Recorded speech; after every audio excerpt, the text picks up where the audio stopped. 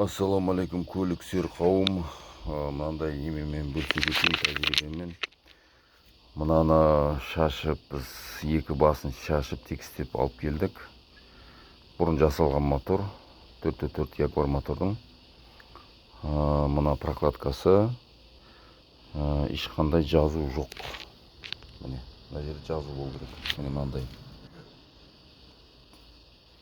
Бұны түсіріп атқаным. Мынау оригинал. Міне бұда жазу бар.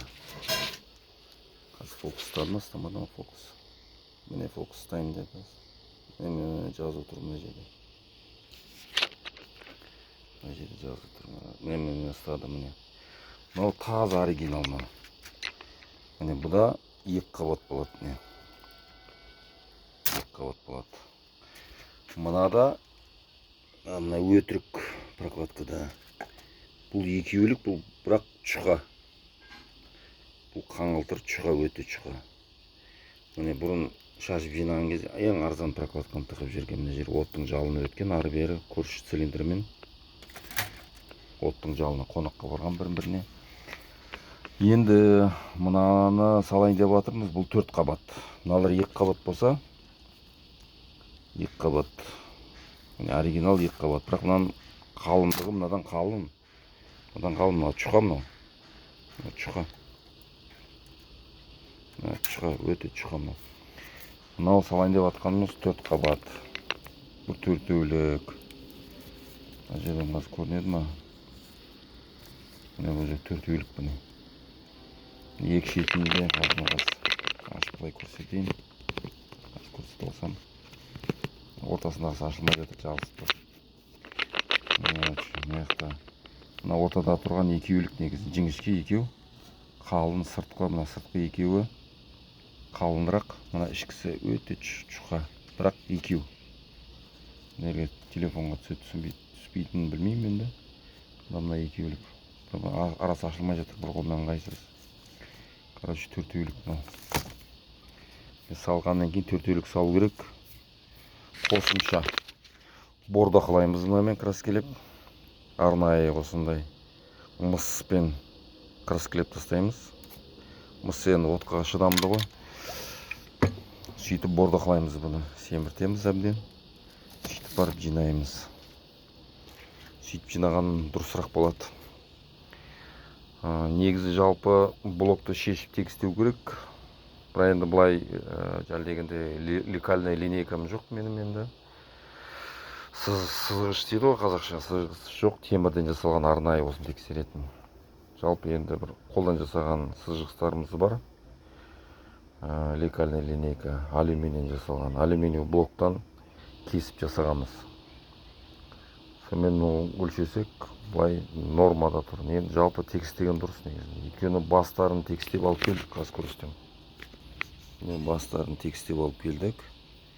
Кезінде сваркіленген, ізі бәрібір тұр. Міне қанша жонғанның өзі. Мына қазір кішкене химиямен жуғаннан кейін қарайып тұр бұл кішкене.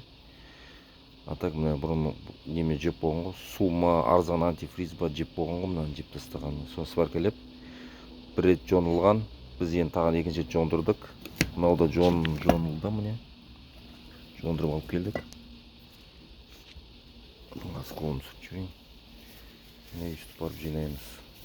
Оны айтып жатқан сапалы мықты антифриз қою керек. Арзан антифризде кислота қосып жібереді. Аккумулятордың кислотасындай. Сол жеп қояды. Ол не үшін қосады десеңдер, өте арзан болғаннан кейін кислота. Серный кислота арзан болғаннан кейін қолдан жасайтындар антифризді серный кислота қыста қатпайды, сондықтан қосып жібереді. Деп естігем енді. Енді естігенді айтып отырмын мен. Анағын білмеймін енді. Бірақ суымен жүрсендер жеп қояды. Арзан антифризбен жүрсендер жеп қояды бастарын. Сондықтан жаңағы арнайы магазиндерден, фирмалардан барып мықты таза антифриз қойсаңдар, мынандай болмайды. Мынандай мусорды салудың қажеті жоқ. Мүмкін бұлар енді қыздырып жібердік дейді. Оның алдында бұл қыздырылған мотор. Егер 4 қабат салғанның өзінде мүмкін жіберіп қоймар еді. Мына 2 цилиндр ғой. жіберіп қойған бір-біріне. Мына жақта мына оттың жалынын қарайтып жіберген. Боялған бұл да. Міне дегенде мынандай медный спреймен боялған кезінде. Сөйтіп жинаған. Болттар әртүрлі болып шықты. Өйткені мынаның түбінде сынып үзіліп қалған болт орнына тұр. Бер жағынан втулка жасағанда қысқа болтпен тартып жіберген.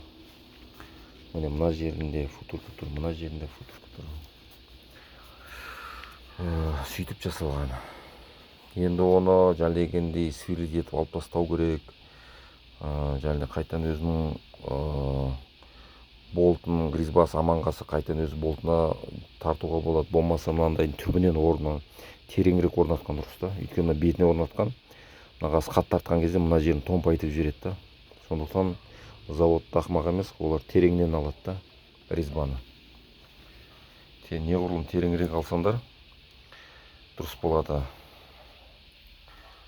Енді жинаймыз, енді қазір тазалап жинаймыз. Кім енді бұл видеоларда көріп жүр, көрсетеміз. Жинап келе жатып тағын көрсетемін.